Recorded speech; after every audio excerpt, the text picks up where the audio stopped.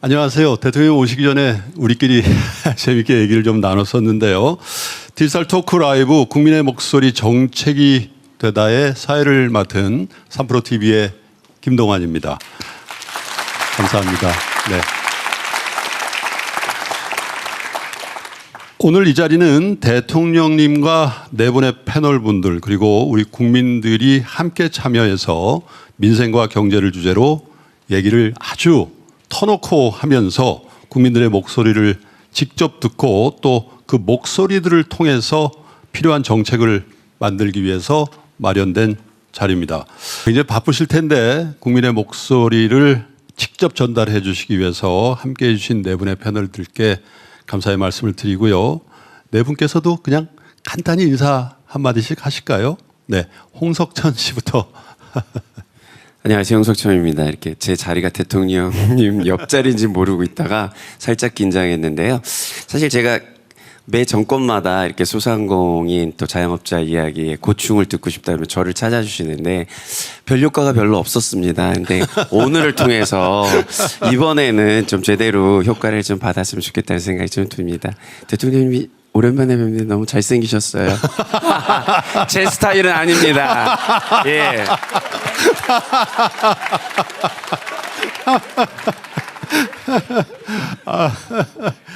자, 다음은 MBC PD셨고요. 지금 로컬 기획자로 활동 중이시죠. 최별 PD님도 간략하게 인사하시죠.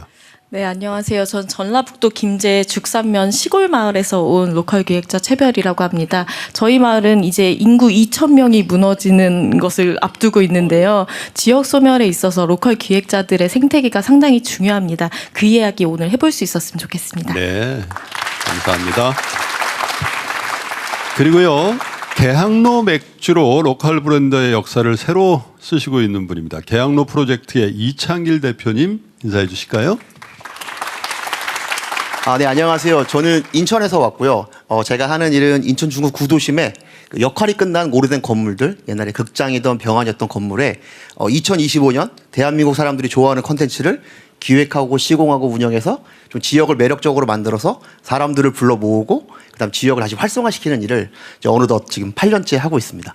그래서 인천이라는 로컬에서 이제 구도심을 발굴해서 좀 매력적으로 만든 일을 열심히 하고 있는 중입니다. 예, 이창길이라고 합니다. 감사합니다. 네. 인천에 가시면 꼭 한번 들리시면 좋을 것 같습니다. 마지막으로 우리 시대를 읽는 경제학자로 국민들의 경제 멘토 역할을 하시는 분이죠. 정세훈 교수님 오셨습니다. 예, 안녕하세요. 정세훈입니다. 저는 대전에 있는 충남대학교에 재직하고 있는데요.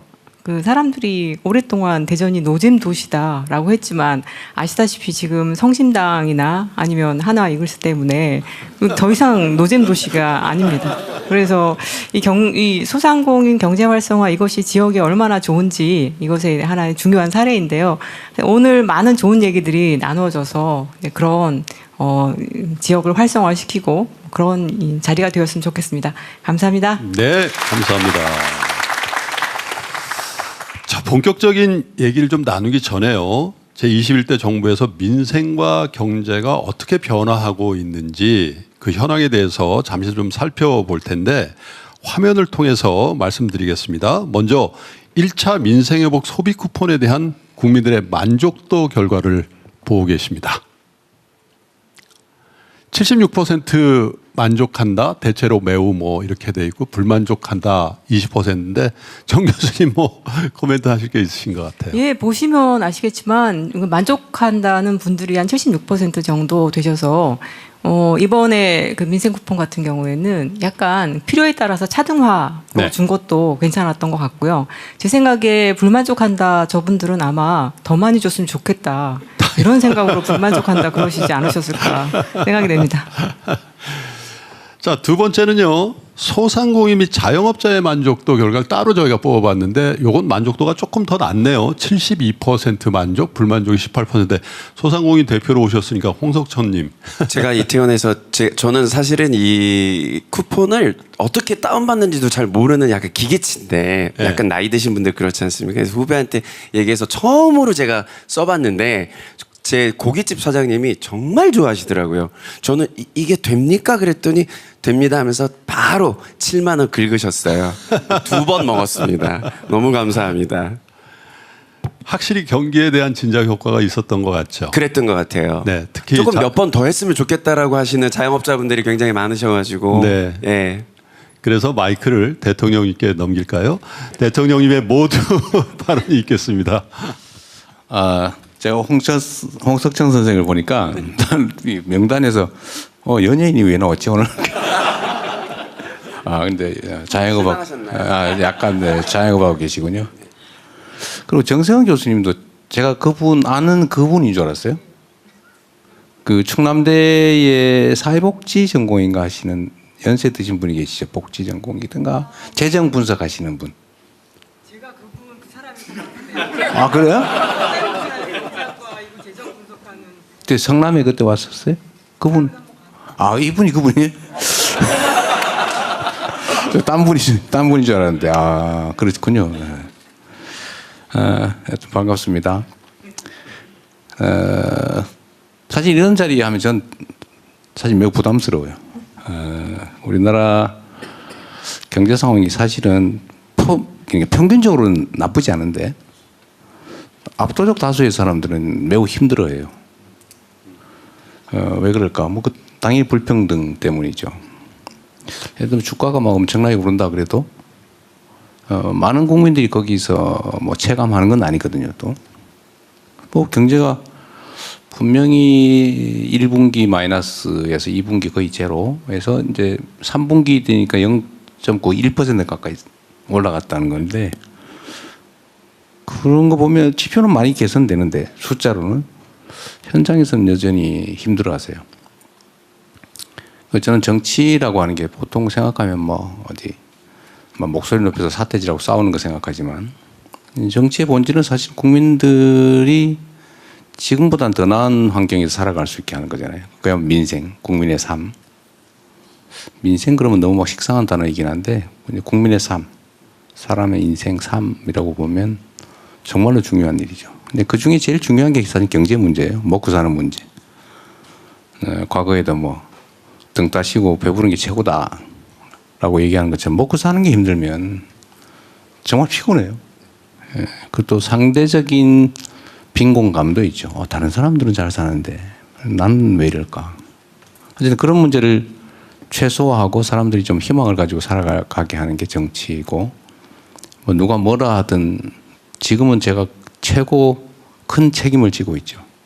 그래서 사는 게 힘든 분들을 보면 제가 답답하고 책임감 이런 것 때문에 어깨도 많이 무거워지는 걸 느끼는데 또 한편으로 보면 있는 자원을 적절히 잘 배분해 가지고 효율성 높게 쓰면서 지금보다는 좀 낫게 만들고 있다는 거 생각하면 사실은 자부심도 생기고 보람도 있죠. 오늘 이 자리도 여러분들 사실 하실 말씀 정말 많으실 거예요. 제가 모든 문제들에 대해서 다 해결할 수도 없고 또 그러나 여러분들의 말씀을 듣고 또 가능한 방법들도 함께 논의해보고 또 여기 우리 주요 그 수석들 또 정책실장 포함해서 또 담당 장관까지 또 다 나오셨기 때문에 저를 포함해서 이분들한테 좀 질책할 게 있으면 하고 시정 요구할 거 있으면 하시고 제안도 하시고 좀 그런 시간을 가지면 좋겠습니다. 그리고 고난이라는 걸 가지면 점점 이렇게 현장으로부터 멀어지게 되거든요. 의도적으로라도 현장 속으로 또 우리 국민들 속으로 들어가서 치열한 삶의 현장을 느껴보고 또 얘기도 들어보는 게 필요할 것 같습니다. 여러분들 터놓고 편하게 말씀하시고 지방에서 다양하게 좀 잘 구성하신 것 같아요. 패널들을. 지방에서 오셨다는데 대한민국의 또 중요 과제 중에 하나가 지역 균형 발전이죠. 지금 수도권 집값 때문에 좀 시끄러운데 사실 제일 근본적인 문제는 수도권 집중에 있는 것 같아요. 물론 이제 자산 배분에 있어서 좀 문제가 있기는 하지만 근본적으로는 하여튼 한쪽으로 너무 몰리니까 생기는 문제이기도 합니다. 지역 균형 발전, 지방이 같이 사는 길은 또 뭘까? 이런 의견도 좀 많이 내주시고요. 특히 저 정책실장 계신데 저분이 저보다 힘이 현실적으로 더 세거든요. 네, 우리 금융위원장도 계시고 이 자영업을 하시는 분들은 사실 요새 빚 때문에 또 난리죠. 저는 금융 문제에 있어서는 좀 더 지금보다는 좀 개혁적으로 접근했으면 좋겠다. 사실 숫자에 불과한데 좀 실물과는 좀 다르잖아요. 그래서 그건 정책적으로 조정 여지가 많고 특히 선진국들을 보면 못 갚을 빚은 신속하게 탕감해서 정리해버려야 그 밭이 묵은 밭 건물을 좀 걷어내면 새싹 돋는 것처럼 그렇게 될 수 있는데 우리는 한 번 빚지면 죽을 때까지 쫓아다니잖아요. 그래서 사회적으로 사실은 바람직하잖아요. 금융 문제, 부채 문제. 또 한 가지는 우리는 취업이 쉽지 않다 보니까 그게 전부 자영업에 많이 편입되어 있습니다. 우리나라가 전 세계적으로 자영업 비율이 엄청 높은 편에 속하거든요. 그래서 이게 최저임금도 못 버는 경우가 태반이다. 좀 어떠신지 모르겠는데. 저는 다 망했습니다. 예, 다 접었습니다. 예. 아, 그러셨어요? 예. 큰일 났네. 이거 봉석천 선생 같은 분도 접고 그러면 안 되는데. 하여튼 가능한 방법을 좀 찾았으면 좋겠고요. 또 하나의 근본적인 심각한 문제는 양극화. 이 격차가 너무 심해요. 우리 사회가 가지고 있는 자원들이 너무 한쪽에 많이 쏠리면서 제대로 사용되지를 못하거든요. 누구는 없어서 못 쓰고, 누구는 남아서 안 쓰고, 못 쓰고. 그러니까 그 사회가 가진 자원과 기회들이 효율을 제대로 발휘하지 못하니까 사회 전체적으로 침체되거든요. 그래서 그렇게 되지 않도록 양극화 격차를 또 없앨 수는 없고 최소한으로 완화하는 거, 그 일들을 또 그건 정치가 해야 될 일이죠. 그런 얘기를 함께 나눠보고 실현 가능한 현실적인 정책들도 한번 같이 마련해 보면 좋겠습니다. 반갑습니다. 그런데 우리 사회자분 내가 박수 쳤어요. 그런데 내가 분명히 대통령 들어오십니다. 일어서세요. 박수 쳤어요. 하지 말라고 그랬는데 누가 한 거예요? 아까 그거. 하시던데요? 이분도 약간 옛날 분이세요. 아니, 그게 아니라 그래서 MC 자리를 제가 있어야 되는데 네. 저 그런 거 안 하거든요. 드릴 예의상으로 말씀은 많습니다만 인정하겠습니다. 어깨가 무겁다고 하셨는데 여러분 격려의 박수 한번 크게 주시겠습니까? 네. 감사합니다. 자, 그러면 이어서 디지털 토크 라이브 국민의 목소리 정책이 되다 일부 현장의 목소리를 주제로 대통령님 그리고 패널 분들과 얘기를 정말 진솔하게 한번 나눠볼 텐데요. 지금까지 국민 사서함을 통해서 접수된 민생 경제 관련 주요 사안을 보면서 말씀을 이어가시죠.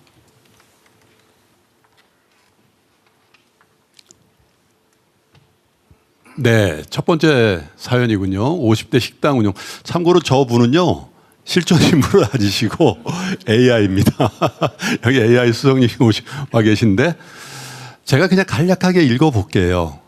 코로나 때 대출을 받고 성실히 이자를 납부했지만 고금리와 비상계엄으로 소득이 줄어서 상환이 어려운 소상공인 자영업자가 많습니다. 빚을 탕감해달라는 게 아니라 이자 보전 지원으로 장기 저금리 대환 대출을 도입해서 원금과 이자를 갚아 나갈 수 있도록 숨통을 트여주시길 부탁드립니다.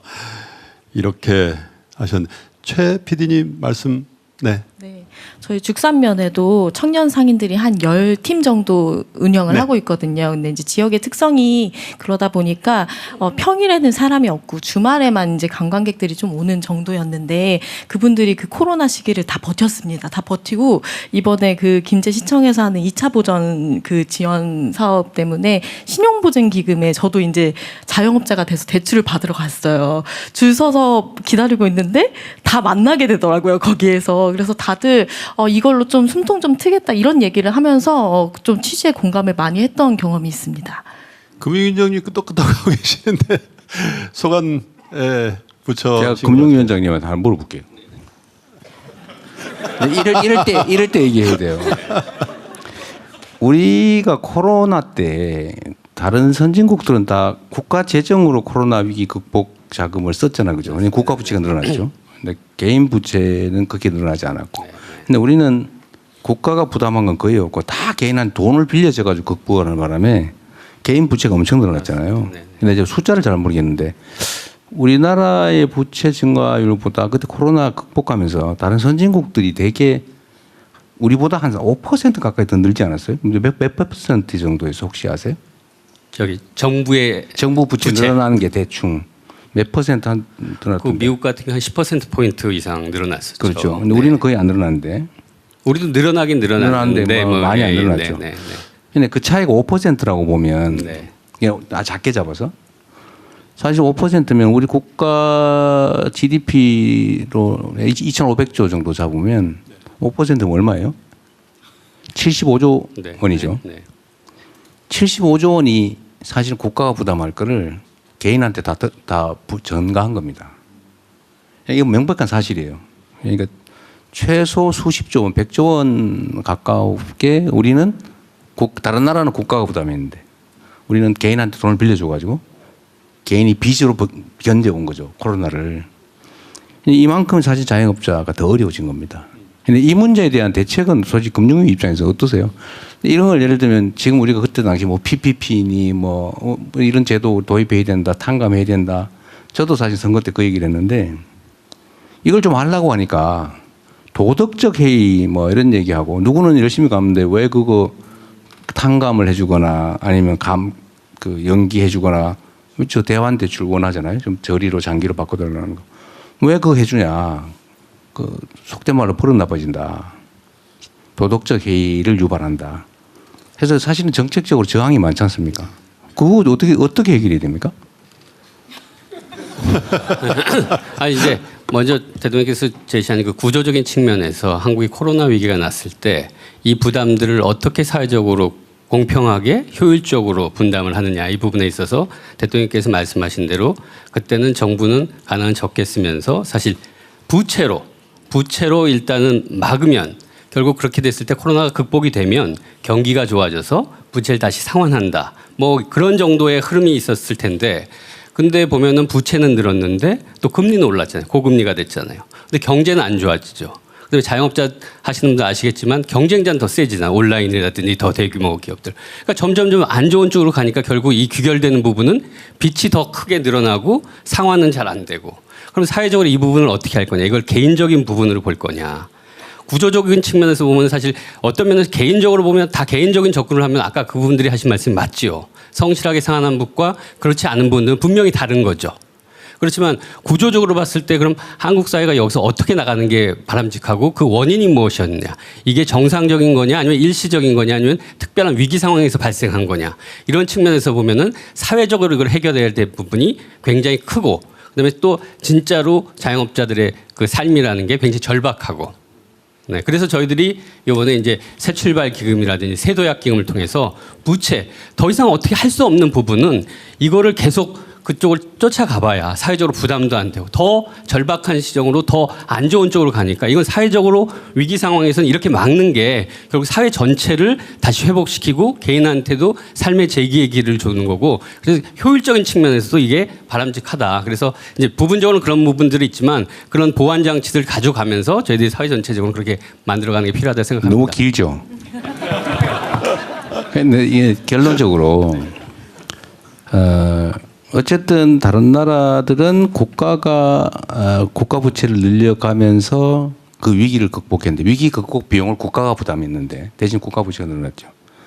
우리는 힘없는 개인들한테 다 전가했다. 물론 능력 있고 이런 사람들만 갚았죠. 근데 못 갚는 사람이 너무 많아서 우리가 이제 다음 내년 예산에서 이걸 인수해서 탕감하는 예산을 좀 잡았잖아요. 그런데 우리 국민 여러분께서도 좀 이 점들을 좀 이해해 주셔야 되는데 우리는 부채를 어떻게든지 공공부문에서 재원 부담을 해서 해결을 해주려고 그러면 바로 그 반론이 나와요. 그거 도덕적 회의를 유발한다. 그거 성실하게 갚은 사람은 뭐냐 해주지 마라. 지가 돈 썼으니까 지가 죽을 때까지 갚아야 된다. 이런 생각들을 하잖아요. 근데 저는 이게 우리 사회 경제적으로도 바람직하지 않다. 그 사람들 시종불량 만들어가지고 평생 고생시키면 좋아집니까? 오히려 퇴출되죠. 이 시장에서. 그래서 이거를 이제 금융위원장이 새로 오셔서 제가 밀어드릴 테니까 좀 세게 하세요. 그리고 저 재정도 좀 많이 배정해 주시고 예, 대통령. 제가 핑계 대는 거 아니에요. 저는 사실 막 하고 싶은데 여론 부담이 상당히 커요. 이게 이런 논의를 통해서 이게 어떤 게 진짜 사회 전체적으로 바람직하냐. 이걸 해결하지 않으면 경제 성장률이 점점 떨어지잖아요. 뭐 전체 부가 덜 늘어나잖아요. 근데 이런 걸 해결해 주면 경제 볼륨이 커지면 모두가 혜택을 보거든요. 선순환을 만들어야 되는데. 간단히 제가 총괄적인 숫자들 한번 말씀드리면 대통령이 말씀하신 대로 당시에 GDP 대비해서 재정 적자가 미국은 한 17%, 18%포인트 가장 많이 지출한 나라고요. 유럽은 한 8, 9% 정도 있고 우리가 한 3, 4% 정도 했습니다. 그러니까 이제 미국은 이제 의료보험이 없으니까 한 것도 그냥 약간 좀 극단적인 거고. 근데 당시에 집합 금지라는 것은 개인의 사업을 국가가 행정명령으로 막은 겁니다. 그럼 물론 이제 우리 건강 때문에 그랬지만 이론적으로 보면은 사회 혜택을 위해서 국가가 행정명령으로 사업을 막은 거니까 국가 응당 보호전에 중에 맞는데 이미 그때 이제 뭐 대출로 해서 몇 년간 갚으셨어요. 지금 남아 있는 것들은 한 10조 정도 됩니다. 그 남아 있는 버텨 뭐 많은 분들이 또 사업을 이제 정리하신 분들도 계신데 그래서 초기에 그런 그 논의를 했으면 좀 나을 텐데 그러면 4, 5년 동안 갚으신 분들은 또 뭐냐라는 게 있어서 지금 남아있는 거를 해결하는 한 10조 정도 돈이 듭니다. 그러면 금융회사들이 대출 이미 이제 탕감할 수 있는 부분 1, 2조를 좀 감당할 수 있을 거고요. 이익이 있으니까. 그 재정이 좀 도와주고 재기하고 이런 방안들을 좀 논의를 해봤는데 10조란 돈이 그래서 대통령이 말씀하신 대로 정말 여력이 없는 사람들을 재기를 도와주는 그런 방식으로 할 수 있는 그 방안까지도 한번 이거는 이제 소상공인이라 중소벤처부에서 합니다. 금융위하고 논의를 해서 이제 필요한 부분은 사회 공론화로 그렇게 하겠습니다.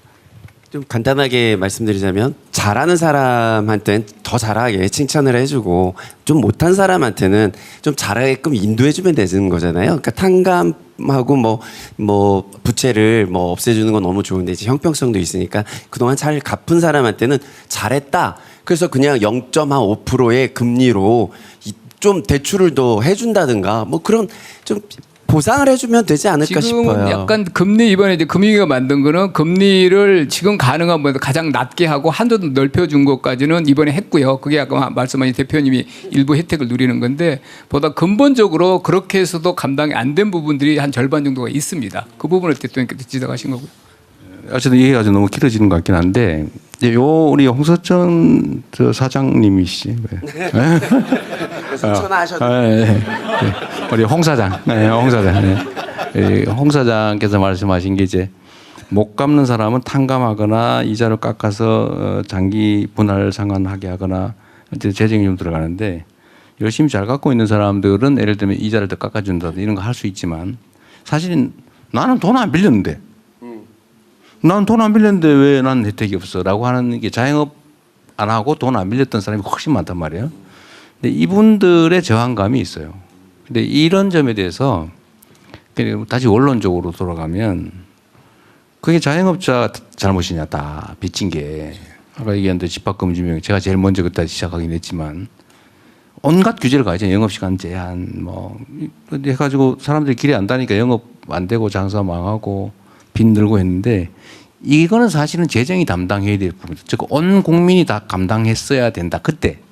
근데 그때는 뭐 저로서도 뭐 권한도 없고 말을 들은 많이 했지만 결국 안 해줬는데 조금밖에 안 해줬죠. 지금이라도 사실 그거는 보완을 해줘야 된다. 그 자영업자의 잘못이 아니고 자영업자를 잘 갚은 사람이든 못 갚은 사람이든 그 집단이 혜택을 본다고 하는 게 우리 국민들 일반 빚지지 않은 국민들 일반이 억울하게 생각할 점만은 아니다. 왜냐하면 그때 위기 극복 비용은 원래 국가가 담당했어야 되거든요. 이 점들을 저는 국민들께서 조금 용인을 해주시면 부채 청산 또는 정리하는 데 좀 도움이 되지 않을까 싶어요. 그래서 좀 얘기를 길게 하는 겁니다. 우리가 하나의 공동체로 살아가잖아요. 대한민국이라고 하는 하나의 공동체 이웃으로 살아가기 때문에 나 혼자만 너는 남이야. 칸치고 살 수는 없는 거여서 공동의 비용을 부담한다라고 좀 용인을 해주시면 좀 더 적극적으로 이 정책을 할 수 있을 것 같아요. 지금은 사실 엄청 부담스럽습니다. 욕을 해요. 네. 왜 거기다 해주냐. 근데 공동체라는 생각을 좀만 더 하자라는 차원에서 좀 길게 얘기했습니다. 네. 여러분 기대되시죠? 오늘 토론이. 예. 여러분은 기대가 되시고 저는 걱정이 됩니다. 자, 그러면 두 번째 사연은요. 고물가에 따른 생계비 부담에 관련된 사연인데 이것도 화면 함께 보시죠. 전남 장흥에 사는 대학생 아들과 초등학생 딸을 둔 엄마입니다. 시골도 물가가 너무 비싸 장바구니에 몇 개 담아도 10만 원이 훌쩍 넘어 서민들이 살기 힘듭니다. 물가 안정을 잡을 수 없을까요? 먹는 것만이라도 풍요롭게 사 먹고 싶습니다. 교수님. 예, 아마 모든 국민들이 다 뭐 이 문제로 고민이 있을 것 같은데요. 저는 좀 궁금해요. 이게 단기적으로 어떤 대책을 통해서 해결될 수 있는 뭐 유통 부분 구조 개선이나 아니면 장기적으로 우리나라 농업 자체가 좀 이제 기후가 바뀌었으니 좀 바뀌어야 되나. 그래서 정부에서 여기에 대해서 어떤 대책을 가지고 있는지 좀 오늘은 좀 들어보고 싶은 그런 생각이 있습니다. 이거는 정책실장님께 저희가 마이크를 한번 드려볼까요?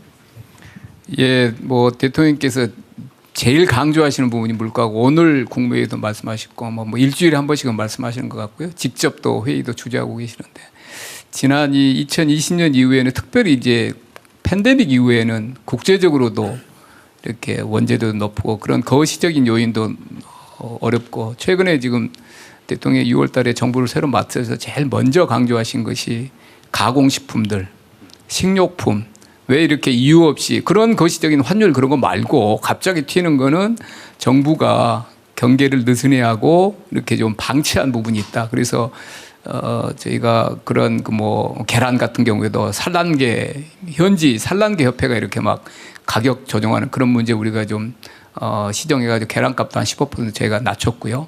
지금은 가공식품들 뭐 밀가루 이런 거는 이제 저희가 수입 원료 부분은 할당 관세로 낮춰주고 빵 원료 만드는 제분 회사 그다음에 저기 무슨 설탕 이런 쪽을 직접 저희가 하나하나 정해가지고 지금 공정위 이런 물가 당국이 좀 시정을 하고 있고 아마 조금씩 소위 말하는 빵플레이션 같은 거는 좀 잡힐 것 같고요. 라면도 그렇고 구조적으로 농림 축산 이런 쪽은 이제 현지 뭐 기후 작황 때문에 하는 건 어쩔 수 없고요. 그런 거는 정부가 비축 가지고 있는 걸 최대한 이렇게 유연하게 대응하려고 하고 있고 구조적으로 지금 지적하신 유통 문제도 저희가 온라인 쪽하고 뭐 중도메인들 문제까지 다 이렇게 지정을 해서 농림부 장관님이 각각의 TF를 만들어서 하고 있으니까요. 직접 뭐 체감하는 거를 바로바로 그렇게 확 낮출 수는 없지만 매주 할 수 있는 행정력을 총동원해서 구조적으로 쌓여있는 문제들을 발라내서 물가를 잡으려고 노력을 하고 있습니다. 예. 물가 얘기하면 방송에서 이런 얘기를 많이 아주 상투적으로 많이 씁니다. 남편 월급하고 아이들 성적 말고는 다 오른다. 그래서 공감하시죠? 그래서 이재명 정부 5년 뒤에는 아마 아니 그 전에라도 대한민국 주가 말고는 다 안정됐다. 이렇게 되기를 바라겠습니다. 박수 한번. 저는 뭐 또 제 뒤에 1,500만 투자자들이 계시니까 3,600포인트 일단 감사드린다는 말씀 한번 드리고요. 세 번째 사연도 한번 같이 보시죠. 전통시장 주변 상점가에서 가게를 운영하지만 구청에서는 전통시장 구역이 아니라는 이유로 온누리 상품권 사용이 불가능합니다. 손님들은 당연히 시장 상권으로 여기는데 상품권을 받지 못해 매출 손실뿐 아니라 소비자 신뢰도 잃고 있습니다. 온누리 상품권이 기존 전통시장뿐 아니라 주변 상권에서도 사용될 수 있도록 제도를 개선해 주시기 바랍니다. 석천 씨 할 말씀 있으실 것 같아요. 뭐 전통시장 저는 부모님이 시골에서 시장에서 한 40년을 포목점을 하셨던 분이셔서 전통시장에 대해서 누구보다 잘 알고 있는데 많이 개선되고 많이 좋아졌던 것 같아요. 지금. 근데 아직도 뭐 다들 아시겠지만 뭐 주차가 1번 해결해야 될 게 그리고 두 번째로 전통시장이라는 곳이 지리적으로 그 동네에 가장 핵심적인 위치에 차지하는 게 대부분입니다. 왜냐하면 예전에는 이제 전통시장을 중심으로 모든 게 경제활동이 됐기 때문에 그 좋은 자리에 밤 5시, 6시 이후에는 암흑이에요. 그러니까 그 동네를 그 시장을 밤에 2부 장사하듯이 젊은 친구들이 아티스트들이 젊은이들이 거기 가서 공연도 하고 그림도 하고 뭐 자기들 소품도 팔고 야시장 같은 느낌으로 개발하는 것도 하나의 방법이 될 수도 있고 그러면 또 기존에 가게를 하고 있는 분들이 뭐 작지만 뭐 한 20만 원이라든가 뭐 전기, 물감 뭐 이런 거 쓰는 거 있잖아요. 뭐 이런 거에 그리고 마지막 정리하는 거는 또 약간 노령층에 동네 분들이 와서 돈 받고 청소해주고 이게 굉장히 선순환 구조를 만들 수 있는데 이걸 아무리 얘기를 해도 잘 이해를 못 하시는 것 같아요. 저기 담당자 분 있으면 저랑 같이 이스라엘에 그 예루살렘을 가면 그런 곳이 있거든요. 시장이 밤낮으로 운영을 해요. 보고 아 이거 우리나라에서도 해도 너무 잘 되겠다 싶은데 꼭 한번 저랑 이야기 나누는 시간이 됐으면 좋겠습니다. 김정관 산업통상부 장관님 통상 문제로 바쁘시긴 할 텐데. 아 그래요. 예. 제가 여기 와서 보니까 제 본업을 더 충실히 해서 많은 돈들이 우리 자영업자 소상공인분들한테 흘러 넘치게 하는 게 제 일단 미션 목표인 것 같습니다. 마침 예루살렘에 가서 저도 그런 데를 봐서 저는 그 아이디어는 제였는데 그 아이디어를 담당하고 있는 중소기업 벤처부 장관님한테 꼭 전달을 해서 할 수 있도록 하겠습니다. 정책실장님도 마이크를 드셨네요. 오늘 그 국정감사 때문에 못 오셨는데요. 제가 한성숙 장관님하고 같이 꼭 자리를 만들겠습니다. 대통령님. 잠깐 하나만 또 말씀을 좀 드리면요. 어쨌든 말씀드렸지만 우리나라는 자영업자 비중이 너무 높아요. 결국은 사실 창업을 하게 하거나 소위 일자리를 만들거나 해야 되는데 결국 일자리는 기업의 성장 발전과 직결돼 있지 않습니까? 어쨌든 그건 우리 산자부 장관이나 중소기업부에서도 열심히 할 거고 또 창업도 사실 많이 늘려서 자영업 내의 경쟁을 좀 줄여야 돼요. 우리는 너무 넘쳐요. 저는 그런 생각이 들던데 하여튼 이게 누가 가서 이제 경쟁 과잉으로 망하면 그 자리 또 누가 들어가 또 망하고 이 무슨 개미지옥 같은 느낌을 줘서 너무 안타깝던데요. 어쨌든 그거는 국가의 산업 경제 구조를 바꾸는 것에 결국 달려 있다. 뭐 그건 우리 총력을 다할 건데 어쨌든 조금 그건 기대해 주시고요. 당장의 문제로 지금 온누리 상품권 얘기는 이제 온누리 상품권하고 지역화폐는 지역 제한이 있냐 없냐가 결정적인 차이죠. 근데 대한민국의 문제 저희 입장에서는 온누리 상품권은 저기 소진도 잘 안 됩니다. 근데 사실 그 예산을 지역화폐로 저는 바꿔야 된다고 생각해요. 지역화폐에 대한 지원 비율을 좀 늘리고 대신에 지역화폐는 좀 불편하죠. 부산 사람은 부산에 쓰고 뭐 광주 사람은 광주에 쓰고 이제 이렇게 해서 균형 있게 좀 흘러갈 수 있게 저는 지금 자본주의 시장 시스템의 장점이기도 한데 경계가 사라졌다는 거잖아요. 칸이 없어졌어요. 아니 막 경남에서는 부산으로 몰리고 부산에서는 서울로 몰리고 서울은 지금 뉴욕으로 몰린단 말이에요. 이게 전 세계적인 현상이라 어쨌든 여기에 적당한 칸을 쳐서 일부는 좀 여기서 자체적으로 흘러갈 수 있게 해야 되고 그게 결국 지역화폐죠. 약간의 불편함을 우리 국민들이 감수하는 대신에 지역 또는 부문, 동네 골목, 소상공인 여기가 살아날 수 있게 하는 거죠. 그래서 온누리 상품권보다는 지역화폐에 대한 지원 비율을 늘리거나 지원액을 총액을 늘리거나 어쨌든 여기 좀 집중하려고 생각 중입니다. 네. 시간 관계상 네 번째 마저 볼까요? 네, 영세 자영업자 운영자금 대출 지원에 관련된 사연인데요. 퇴직금과 빚으로 작은 프랜차이즈 닭강정 가게를 시작했지만 장사가 잘 안 돼 매달 고정비, 카드값, 대출 상환을 감당하기 어렵습니다. 신용도가 떨어져 추가 대출도 막힌 상황에서 그만두지도 계속하지도 못하고 힘겹게 버티고 있습니다. 영세 자영업자가 최소한 버틸 수 있도록 운영자금 대출 지원을 요청합니다. 이창길 대표님 말씀하실 게 많으실 것 같아요. 4번 질문이 사실상 1번 질문과 그 맥을 같이 한다고 생각이 드는데요. 저도 코로나 기간에 장사를 했었고 이제 그 기간 동안에 곧 끝날 거라고 생각이 들어져서 제가 직원들을 자르지 못하고 같이 있었을 때 무슨 생각했냐면 와, 이 감당을 왜 내가 해야 되지? 이런 생각 굉장히 많이 했습니다. 네. 그러다가 저희들 크루들끼리는 더 열심히 하자고 말했지만 끝나지 않았고 그때 박탈감을 느꼈던 게 뭐냐면 많은 직장인들과 공무원분들은 여행을 못 다니 돈이 남아서 명품을 산다고 얘기를 들었을 때는 정말 하늘이 무너지는 줄 알았습니다. 박탈감 때문에. 근데 이제 오늘 말씀 나누면서 이제 그런 팬데믹 때 했던 짐은 자영업자들만의 짐이 아니라 모든 국민들이 감당했어야 된다는 짐이라는 얘기를 들으니까 조금 안심이 됩니다. 그래서 꼭 좀 많은 자영업자들이 그 당시에 우리가 부족하거나 노력이 부족하거나 또는 우리가 모자르거나 해서 잘못된 게 아니라 좀 어쩔 수 없는 일이었고 모든 국민이 감당했었어야 되는 일이었다는 거를 좀 알게 되고 이런 말이 나와서 참 기쁘고 꼭 그렇게 됐으면 좋겠습니다. 네, 감사합니다. 감사합니다. 위원장님 뭐 그 담당이잖아요 지금. 예. 그러니까 저 부분은 저희들이 충분히 인식하고 있고요. 그래서 사실은 다양한 정책 자금 프로그램을 통해서 공급하고 있고요. 그다음에 대통령께서 말씀하신 대로 저희들한테 현장에 가봐라. 그리고 이 얘기를 꼭 물어봐라. 당신이 정책 당국자라면 어떻게 할 거냐.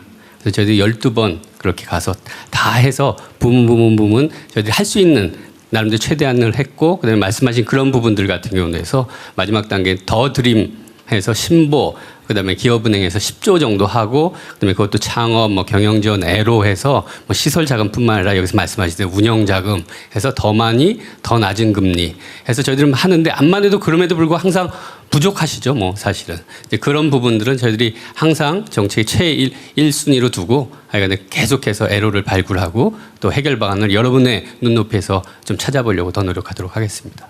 저 네. 하나만 더. 아까 대출 얘기가 나오니까 생각이 나는 사례가 있는데 저도 얼마 전에 신용보증기금을 통해서 심사를 받아서 대출을 받았거든요. 이제 직장인으로서 신용대출을 받는 거 외에 사업자로 대출을 받는 게 처음이라서 사실 그 문턱을 넘기가 너무 힘들었습니다. 근데 그러면서 겪게 된 게 이게 되게 대출을 받으러 가는 것 자체가 되게 죄인 같은 기분이 들더라고요. 자영업자가 되고 나서 처음 느끼는 기분이었는데 그 친절한 금융이라는 말이 있더라고요. 그래서 소상공인이나 자영업자들에게 사실은 대출은 모두 다 받는 거잖아요. 근데 거기에 가면 심사하시는 그 창구에 계신 분들이 본인도 모르게 그렇게 하시는 것 같아요. 워낙에 많은 분들이 대출을 받으러 오고 다양한 사람들이 있으니까. 근데 저 같은 경우 그 창구에서 되게 힘든 일이 있었는데 나중에 지점장님이 나오셔서 사연을 다 들어주시고 대출 심사까지 다 챙겨주시고 나서 나중에 저한테 편지를 보내주셨어요. 네, 직접 친필로. 근데 이제 제가 처음 사업을 하는 사람 같으니까 저한테 뭐 그런 당부를 하셨더라고요. 사람이 많이 붙을 건데 이상한 사람 만나지 마라. 뭐 앞으로 이렇게 해라. 뭐 자본금은 이렇게 해라. 완전 초보 자영업자한테 그랬을 때 그 엄청난 힘이 되더라고요. 그분이 저한테 돈을 준 건 아니지만 그런 친절한 금융을 만났을 때 자영업자들이 힘을 얻게 되는 것 같아서 그 이야기도 한번 드리고 싶었습니다. 어느 은행 어느 지점장님인지 모르겠지만 정말 그런 분들이 은행장도 되시고 그랬으면 이게 좋겠네요. 좋은 은행은 알려줘야죠. 신용보증기금 김제 지점이었습니다. 네. 박수 한번. 네. 뭐 지금 일과 중이라서 이 방송을 못 보실 텐데 녹화 방송으로 또 이재명 TV를 통해서 보실 수 있으니까 보시고 또 용기를 또 얻으셨으면 좋겠습니다. 네. 사회자님, 제가 금융 문제에 대해서 사실은 어떤 얘기를 하면 엄청난 비난을 받거나 그런 경우가 많아요. 근데 내가 이 얘기를 할까 말까 그러다 한 번 더 하기로 했는데. 하십시오. 우리가 이제 공동체 원리라고 하는 게 있잖아요. 근데 예를 들면 금융이라고 하는 거는 이제 알 수 없는 미래의 상환 능력. 이걸 가지고 이제 이거는 확률상으로 이 모집단 안에서는 몇 %가 못 갚을 가능성이 있다라고 하면 그걸 계산해 가지고 비용으로 산정을 해서 이자를 다 올려서 받잖아요. 그 중에서 예를 들면 2%가 못 갚았다 그러면 뭐 그건 이미 계산된 거기 때문에 손해가 아니죠. 이게 금융의 원리고 일종의 공동체 원리인데 이걸 너무 잔인하게 말해요. 저기 김용범 실장은 저 못 갚게 생겼는데 딱 보니까 여기는 못 갚을 확률이 좀 높은 집단 딱 구분을 해가지고 이 신용 등급이죠. 그래서 당신은 못 갚을 가능성이 높은 집단이니까 이자를 더 많이 내. 근데 다 갚았어요. 근데 왜 그래야 되죠? 물론 필요하죠. 이게 이제 시장 원리죠. 자본주의 논리고 시장 원리라서 이게 이렇게 하면 안 된다는 게 아니고 너무 잔인하게 세세히 쪼개가지고 그래서 지금은 갚을 능력 되고 안 빌려도 되는 사람한테 빌려주려고 아주 이자를 낮게 막 밀어내듯이 지금 대출해 주잖아요. 근데 우리 최별 선생 같은 분들은 막 돈 요만큼 필요해가지고 하려 그러면 막 엄청나게 조사해가지고 미안해서 아마 그랬을 가능성이 많은데 이런 분들이 또 많이 있지 않습니까? 근데 여기서 우리는 공동체 원리라고 하는 걸 가끔씩은 좀 잊어버리지 말아야 되겠다. 그걸 완전히 제거해버리면 너무 잔인한 세상이잖아요. 내가 갚을 가능성이 낮은 10%에 속한다. 근데 그 중에서도 10% 중에 80%는 다 갚는단 말이에요. 근데 그렇게 분류됐다는 이유로 거기는 이자를 뭐 10몇 %씩 된다고 아주 잘 갚을 가능성이 있는 집단은 2%, 3%에 빌려주잖아요. 근데 이게 불가피하긴 한데 이걸 어느 정도로 이렇게 할 거냐 정도의 문제는 정책 판단의 문제거든요. 이걸 얼마나 잔인하게 할까 약간 느슨하게 할 거냐. 근데 너무 지나치다 지금 내가 보기에는 금융이 너무 잔인하다. 그래서 한번 그 구렁텅이에 빠지면 다시 못 살아나요. 그래서 제가 전에 한번 전체 공동체를 기준으로 예를 들어서 0.1% 정도를 올리면 어려운 집단에게 좀 깎아줄 수 있지 않겠냐, 더 많이 빌려줄 수 있지 않겠냐. 그랬다가 막 엄청나게 이제 폭격을 당했는데 사회주의자다, 빨갱이다. 근데 그거는 공동체의 원리의 한 부분이잖아요. 그래서 10%의 하위층에서도 90% 이상은 갚는다. 갚은 사람이 문제냐고요. 그 나머지 10%안 갚는 사람 거를 대신 낸 거잖아요. 근데 이거를 왜 가난한 사람끼리 다 부담하냐는 거예요. 10% 하위에 속하는 사람의 90%만 그 집단에 속하는 걸로 평가된 사람이 낸 손실을 감당하는 거잖아요. 왜 신용도가 더 높은 사람은 한 개도 감당하면 안 되냐. 뭐 그것도 하나의 합리적인 방안일 수 있는데 그런 점에서 좀 우리 좀 너그러워질 필요가 있겠다. 그런 생각이 들었어요. 왜? 우리 대한민국 공동체의 구성원이니까.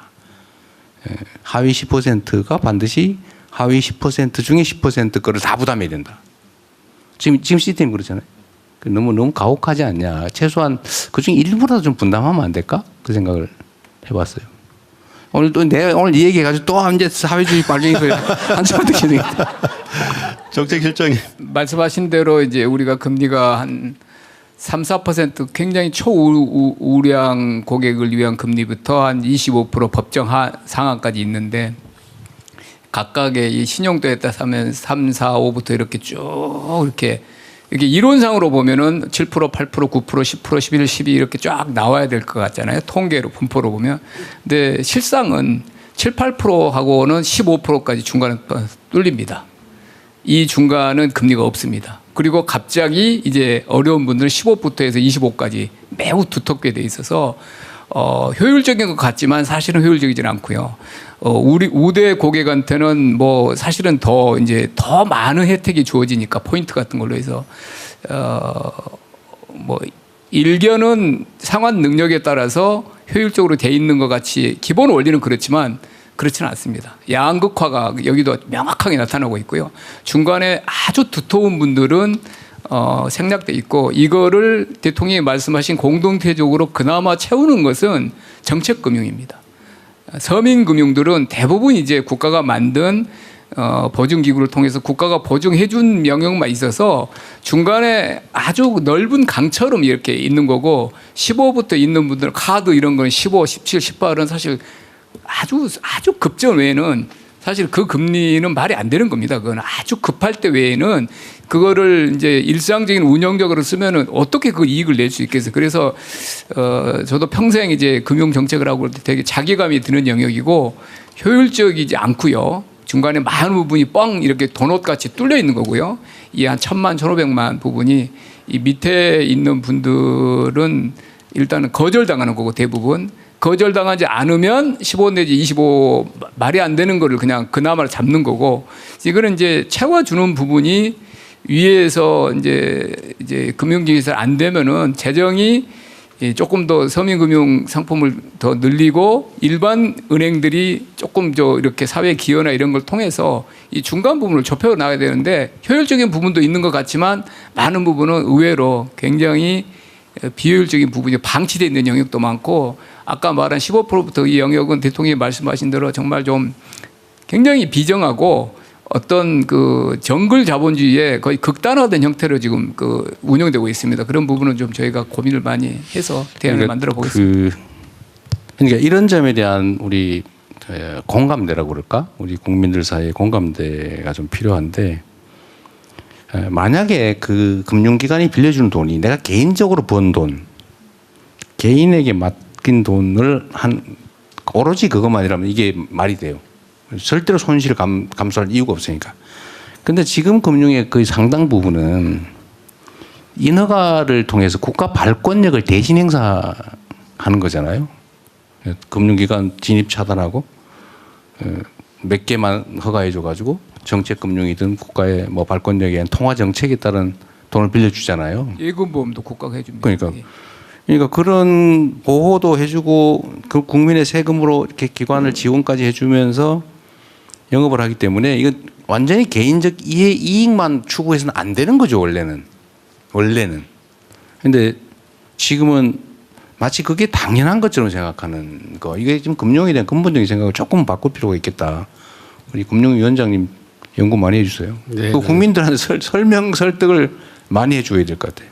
맞습니다. 그 대통령 말씀하신 거를 방법론상으로도 다양한 방법이 있을 것 같습니다. 그러니까 결국 자영업자분들이 느끼시는 거는 내가 내 신용 상태에 맞는 그 금리를 내가 지불하고 있느냐. 너무 과잉으로 내가 너무 높은 금리를 내 능력, 내 상환 능력. 왜냐면 나는 아직 안 보여줬는데 난 뭐 이력도 없고 그다음에 어떻게 보면 난 다른 데이터는 잘 통신 데이터는 잘 갚았는데 다만 금융에 처음 갔기 때문에 금융의 이력은 없을지언정 다른 이력들은 많기 때문에 이거가 만약에 반영이 됐다면은 아마 내 금리는 더 낮아갈 수 있는 건데 그러니까 어떻게 보면 다양한 그 정보들이 이분들의 그 상태를 제대로 평가할 수 있으면 훨씬 더 거기서 다른 룸들이 생길 수 있을 텐데 그런 부분이 너무 기계적으로 하니 너무 지금의 신용평가가 금융 요 상환 여기에만 집중돼 있기 때문에 그런 부분에서도 아마 해결점을 찾지 않을까 하고 그런 부분도 저희들이 그래서 다양한 대안 모델을 통해서 그런 부분 아까 최별님 같은 경우도 보면 신보에 간 게 그나마 신보가 보증을 해줬기 때문에 그나마 금리가 낮아서 갔고 근데 거기서 좀 잘 갚으시면 거기서 등급들이 올라가시고 그래서 자꾸 정규 제도권에 들어가시고 그게 검증되고 능력을 보여주시고 그러면서 더 낮은 금리로 가고 이런 선순환을 만들면 그런 부분에서 상당 부분 또 해소될 수 있는 부분이 있지 않을까 그런 생각을 합니다. 꽤 오랜 시간이 흘렀습니다마는 그 인터넷 뱅크라는 걸 우리가 면허를 내주고 새로운 산업으로 육성을 할 때도 여러분 다 기억하시겠지만 새로운 기술로 신용평가를 한다든지 해서 중금리 대출을 활성화한다. 일단 한번 돌아볼 일입니다. 정말 그렇게 하고 있는지. 그리고 AI 미래기획 수석비서관님도 오셨습니다만 이제 AI 시대이기 때문에 AI를 국가 정책으로 금융에도 혁신을 하는 아주 그 매개체로 쓰면은 정말 사실 양극단밖에 없다는 대통령의 말씀 정말 맞거든요. 그죠? 그래서 그 중간 지대의 어떤 금융이 포용금융이라는 측면에서도 또 혁신금융이라는 측면에서도 발현될 수 있도록 애를 써주시면 좋을 것 같습니다. 너무 저런 토론이 돼서 계속 하고 싶은데 또 2부에 여기 참석해 주신 국민들 목소리를 들을 수 있는 그 기회가 있어서 1부 현장의 목소리 토론을 마무리하고요. 이어서 디지털 토크 라이브 국민의 목소리 정책이 되다. 2부에서는 대통령의 약속 국민과의 대화가 계속해서 이어지겠습니다. 네, 이럴 때 박수 확실합니다. 네, 여기 뭐 상업방송이 아니라서 광고 시간 없고요. 바로 가겠습니다. 저희 방송은 해야 되는데 이재명 TV는 광고 안 넣으시죠? 우리는 하면 불법이에요. 광고 없이 바로 가겠습니다. 2부는 말씀드린 것처럼 대통령의 약속 국민과의 대화 그 첫 번째 순서로는요, 오늘 디지털 토크 라이브에 정말 많은 분들이 정말 엄청난 경쟁률을 뚫고 현장에 와주셨는데 이분들의 다양한 의견을 들어보는 시간을 갖도록 하겠습니다. 참석자 여러분들의 의견을 들은 뒤에는 패널들과 함께 의견을 나누고 또 대통령님께서 직접 답변을 해주시는 그런 시간을 만들어 보겠습니다. 여기서부터 제가 이제 고민인데 어떤 분을 선정해야 될지, 그래도 여러분들 손을 들어서 표해 주시면 사회자의 권능으로 제가 한번 지목을 한번 해볼 수 있도록 하겠습니다. 이쪽에 한번 해볼까요? 저 두 번째, 예, 안경 끼신, 여기, 예, 홍주성님? 네. 마이크를 좀 전달해 주시고요. 네, 이 실내에 꽉 차서, 예. 네, 안녕하세요. 네. 오늘 앞단에 뭐 소상공인들 되게 어려웠고 저희 코로나 때 그 말씀으로라도 그렇게 전 국민들이 감당해야 된다라는 말씀 해주신 부분들에서 마음에 되게 많은 위안을 얻었습니다. 그래서 저는 12년째 이제 서울의 연남동에서 다양한 이제 도시 콘텐츠 스타트업을 운영하고 있고요.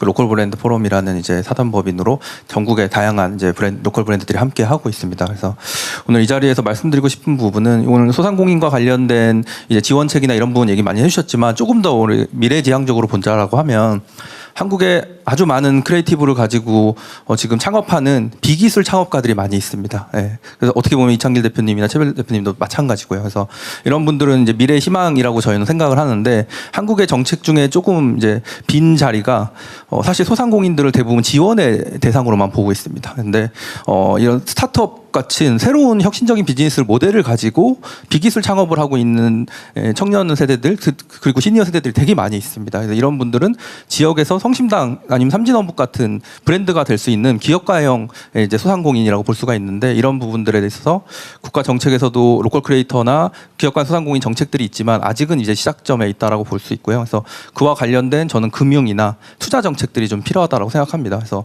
실제로 우리가 어려울 때 받는 돈도 필요하지만 금융에서 이런 분들이 투자를 받으려면 공장을 짓거나 이렇게 해야 되는 상황밖에 없습니다. 지금 그래서 이런 컨텐츠를 기반으로 하고 있는 이런 좋은 브랜드들이 전 세계 관광객들이 지금 이런 한국의 골목길들을 오고 그런 곳에서 이런 소상공인 컨텐츠들을 소비하고 있는데 이런 분들이 성장할 수 있는 트랙들을 좀 만들어 주시면 좋지 않을까 해서 제안드립니다. 네, 감사합니다. 석천님, 뭐 이 부분에 대해서 말씀이 있으실 것 같아요. 뭐 굉장히 이런 친구들이 꼭 주변 이렇게 거점으로 이렇게 있어줘야 자영업자분들이 이렇게 모여서 그룹으로 동네도 살리고 각 개인 업장도 굉장히 살리는데요. 이렇게 아이디어가 좋은 젊은 친구들이랑 이야기하면 이 아이디어를 도대체 누구한테 얘기를 해서 이 지원도 도움도 받을까, 이 채널을 잘 모르겠는 거예요. 그래서 항상 제가 알아보고 해도 그걸 담당하고 있는 분이 어디 부서인지를 잘 몰라가지고 이런 분들을 모아서 약간 좀 우리는 커뮤니티가 있으니까 소통을 잘 하고 있는데 이걸 이제 정책으로 넘어가려고 할 때 그 징검다리를 잘 모르겠더라고요.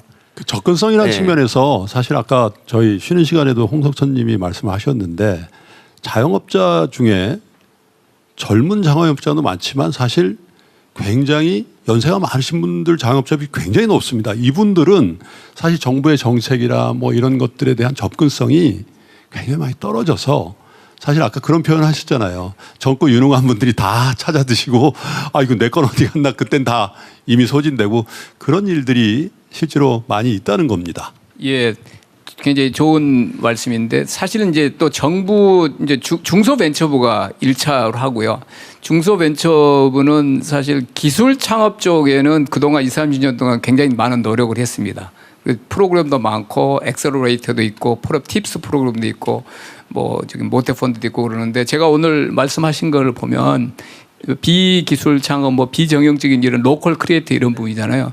이런 부분들은 사실 우리 이제 트렌드에 따라서 새로운 막 창업군들이 생기는데 이게 프로그램을 이게 그 디자인하는 사람들은 못 따라갑니다. 여기 현장 트렌드가 팝업 있고 이렇게 가는데 그래서 한참 이렇게 후행을 하게 되는데 제가 중소벤처 장관님한테 이런 영역들이 앞으로는 더 유망하고 사실 우리나라 또 지역도 하고 그러니까 젊고요. 그래서 약간 문화적인 그런 그 컨텐츠 쪽인데 이쪽 아마 있을 것 같은데요. 그런 프로그램들 더 늘리고 더 현장 그 조직도 늘리고 그렇게 해서 이런 미트업 같은 걸 많이 하도록 그렇게 제가 뭐 말씀드리고 우리 정책실에도 더 많이 하도록 하겠습니다. 근데 프로그램의 어떤 영역은 너무 많을 정도로 그렇게 많이 또 있거든요. 그러니까 이게 이 전환을 해야 되는데 시대 환경에 따라서 그렇게 적절하게 하고요. 중소벤처부입니다. 그리고 무조건 저희 정책실에 알려주시고 그러면 제가 다 연결해 주겠습니다. 예. 네, 이창길 대표님. 네, 드리고 싶은 말씀은 지금 대한민국에서 AI 투자를 진짜 많이 해야 된다고 생각을 하고 있습니다. 그래야 대한민국 전체가 업그레이드가 된다고 생각을 하고 있는데요. 저희가 이제 대한민국 점점 멋있는 나라로 가고 있고 저희가 여행을 떠나도 이제 유럽으로 가면 작은 도시로 가잖아요. 일본으로 가도 작은 도시로 가고 아마 전 세계에 계신 분들이 대한민국으로 와서 이제 서울이 아니라 작은 도시로 곧 여행을 하게 될 겁니다. 근데 AI는 기술이니까 많은 사람들을 무감하게 할 수 있고 편하게 할 수 있지만 우리가 실제로 컨텐츠가 없으면 사실 AI를 쓸 수가 없습니다. 그래서 저는 아까 지역에 있는 로컬에 있는 것들이 많이 발전이 되고 자신들이 좋아하는 일을 하고 먹고 살 수 있는 시대가 돼야지만이 그게 매력이 될 것이고 그래야 외국에서 손님들이 왔을 때 AI로 편리하지만 매력적인 건 이거다라는 것들이 있을 것 같습니다. 그래서 아마 대한민국 정부에서 로컬 크리에이터나 로컬에 대해서 투자를 하지 않으면 앞으로 향후 몇 년 내에는 아마 재미없는 대한민국이 될 가능성이 굉장히 크다고 생각합니다. 지금 만화를 만드시는 분들, 영화로 만들어셨던 분들 과거 성공하기 전에는 다 너 뭐 먹고 살래? 이랬던 분들인데 지금 그분들이 영화제가 상도 받고 그런 많은 만화가 나온다고 생각이 들어지고 이제 유럽에서 작은 도시들이 발전한 것처럼 일본이 그랬던 것처럼 다음은 대한민국 차례인데 과연 많은 관광객들이 서울만 와서 그냥 떠나버린다면 아마 대한민국은 큰 힘을 잃을 것 같습니다. 그래서 AI는 무조건 해야 되는 일이지만 AI 투자되는 돈이 100%라면 로컬에 투자되는 돈은 한 20% 정도는 하면 어떨까라고 한번 생각해 봅니다. 네, 굉장히 중요한 말씀을 하신 것 같습니다. 네, 안녕하세요. 제가 그 중소기업벤처부의 로컬 브랜드 창출팀 사업을 전라북도 김제에서 수행하고 있습니다. 되게 조그만 마을이지만 5년 동안 거기서 하나하나 청년 상인들이 생겨나면서 그곳에도 가능성이 있거든요. 그래서 이번에 중소기업벤처부에서 저희 시골 마을을 뽑아줘서 너무 감사한 마음인데 사실 대한민국이 좀 대안적인 삶에 대해서 너무 이분법적으로 나뉘어져 있는 것 같아요. 저는 사실 되게 항상 비상식적이고 비합리적인 선택을 한 사람이거든요. MBC를 잘 다니고 있는데 퇴사를 했고요. MBC를 다니면서 아파트를 사지 않고 시골에 폐가를 4,500만 원짜리를 사서 이렇게까지 왔어요. 지금 여기까지. 근데 저는 저 같은 사람이 많아져야 된다고 생각하거든요. 지역에 그냥 양으로 승부하는 사람들이 아니라 저같이 기획을 할 수 있고 경력이 있고 조직 생활도 해봤고 그런 사람들이 지역에 내려가서 아직 경험이 없는 친구들을 보듬어서 같이 가야 로컬이 살 수 있습니다. 그런데 제가 아무리 생각을 해봐도 나같이 선택할 수 있을까라고 생각하면 제가 너무 이상한 사람인 거예요. 그래서 저는 로컬을 풀어가는 방법은 그냥 쉽게 말하면 합리적인 선택으로 로컬을 선택할 수 있게 해주면 되거든요. 그런데 지금 봐도 아파트 사는 데는 대출 다 해주면서 시골집 사는 데 대출 안 해주고요. 저 그래서 사원 대출 받았거든요. 그래서 마이너스 통장 8,000 찍고 막 이랬었거든요. 그래서 제가 너무 하고 싶은 얘기가 나와서 말이 너무 빨라지는데 네. 그래서 그 얘기를 꼭 하고 싶었습니다. 오늘 이 자리에 로컬 얘기를 하고 싶어서 왔거든요. 그래서 그 얘기를 조금 더 해주시면 너무 감사할 것 같습니다. 네. 마지막으로 짧게만 더 붙이면 로컬을 저도 굉장히 관심이 많은데 이제 예산을 쓰실 때 그 전에 하셨던 분들 보면 지방에 예산을 굉장히 많이 내려주세요.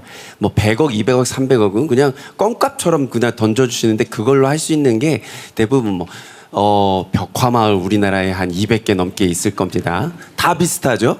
그리고 출렁다리 이거 한 150개 넘게 있을 거예요. 거기다 요즘에 그 트렌드가 이건 뭐죠?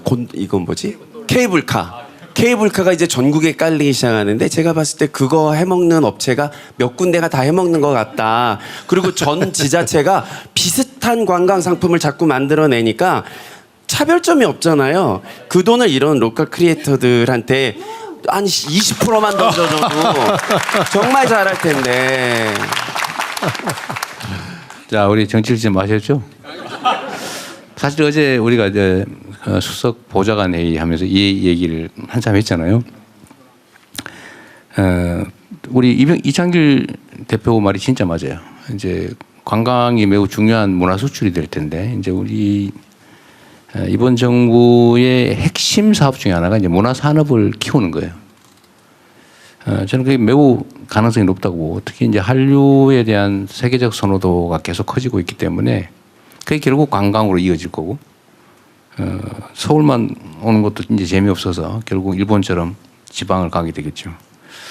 어쨌든 지방의 경쟁력을 키우고 지방의 특색을 살려야 되겠죠. 그리고 창업을 할 때 지금 어디로 가야 되냐 도대체, 이 문제는 저도 고민이어서 지금 이제 창구 단일화 원스톱 서비스에서 정부에 어디다 얘기를 해도 해당 부처로 정부가 알아서 넘겨가지고 필요한 데를 연결해주게, 아무 데나 가서 걸면 다 걸리게, 그거는 우리가 시스템을 만들려고 하는 중이니까요. 어쨌든 실장님 아까 보니 박수도 많이 치고 하는 거 보니까 그거 진짜 이제 우리가 한 얘기 똑같잖아요. 예산 해줘봐야 특정 소수가 다 먹어버린다. 근데 이거를 쪼개서 정말 필요한 데다 이렇게 잘 해줘야 되는 건 진짜 정성이 필요하고 인력 역량이 많이 필요하다고 했는데, 어쨌든 아까 말씀 비기술 창업 분야를 어떻게 할 건지는 지금 우리 대안이 없었던 것 같아요. 그건 한번 기구를 하나 만들든지 시스템을 하나 만들어 보죠. 저쪽 편에서 또 기회를 한번 드려볼까요? 네. 저 뒤에 빨간 안경 쓰신 분. 예.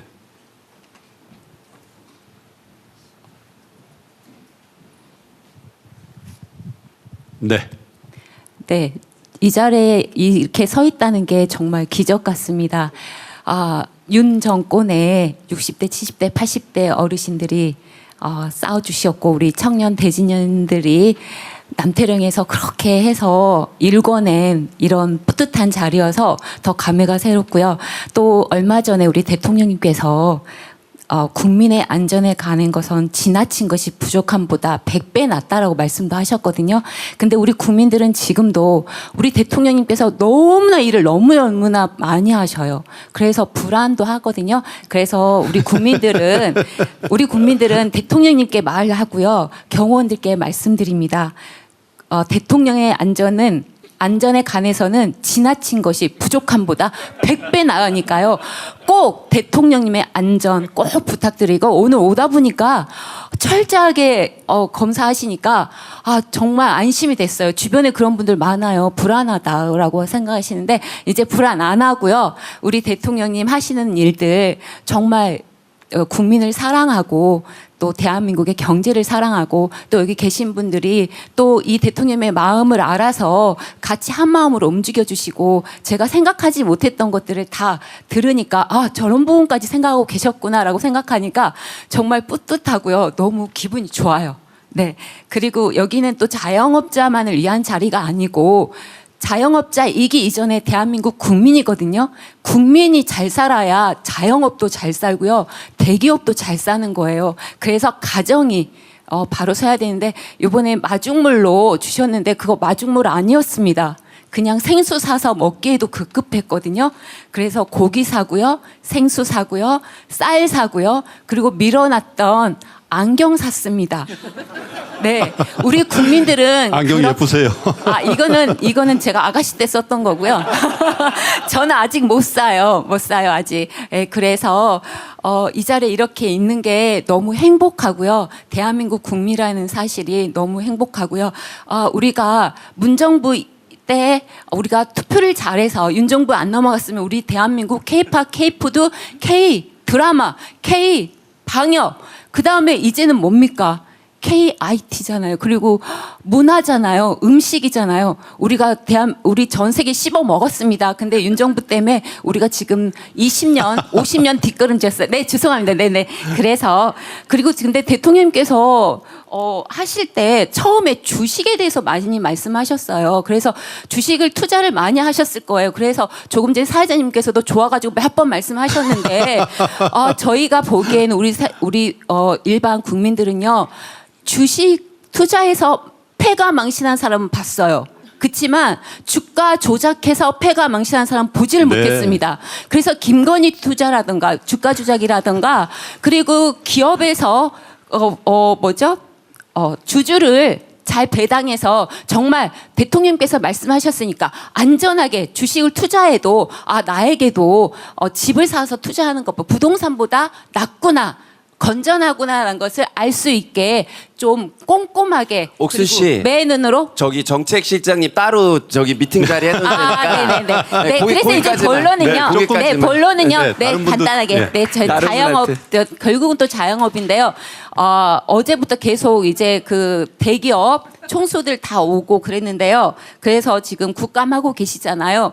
그런데 저도 코로나 때부터 해서 그게 활성화가 돼서 배달의 민족 네. 이런 거 하잖아요. 근데 그때는 너무나 활성화돼서 몰랐는데 이게 2, 3년 오다 보니까 아무리 이 뭐죠? 플랫폼 수수료, 가맹점 갑질, 노동 문제, 유통업계 수장 등 이런 게 그 배민 회사나 뭐 요기요 이런 데가 이런 소상공인한테 너무나 많이 이게 투여를 해요. 그거를 전가를 시켜요. 그래서 수수료 때문에 우리 자영업자들은 너무나 네. 노예처럼 일을 하거든요. 근데 그런 거를 노조도 있잖아요. 그런 것처럼 이 자영 가맹점들이 모여서 어떤 거가 알겠습니다. 있어서 없다면 21대 국회들 너무 열심히 일했지만 통과된 게 하나도 없었거든요. 22대 국회의원들께서 그런 법이 없다면 우리 국민 소상공인을 위해서 할 수 있는 알겠습니다. 그런 법안도 네. 해주셨으면 고맙겠습니다. 네, 죄송합니다. 감사합니다. 너무 정말 하고 싶은 말씀이 많으셨던 것 같아요. 네. 그 이분 말씀에 대해서 뭐 코멘트 한번 하실 분이 계실까요? 제가 간단하게 넘어갈게요. 우리 김동완 선생도 잘 아실 텐데 주식해서 집안 망하는 거는 작전 잡주의 단타 투자해서 그래요. 그죠? 대통령님도 그럴 뻔 하셨다는 거 알고 있습니다. 작전주, 소형주 그 단타 매매하다가 제가 IMF 때 완전히 다 날렸어요. 근데 그러면 절대 안 된다는 걸 제가 배웠죠. 예, 그래서 우량주 장기 투자하시라고. 예. 알겠습니다. 자, 다음에 안 보이는 데서 한번 해볼까요? 네, 이름이 권능이시네요. 조권능님. 제 마이크를 드릴게요. 네, 감사합니다.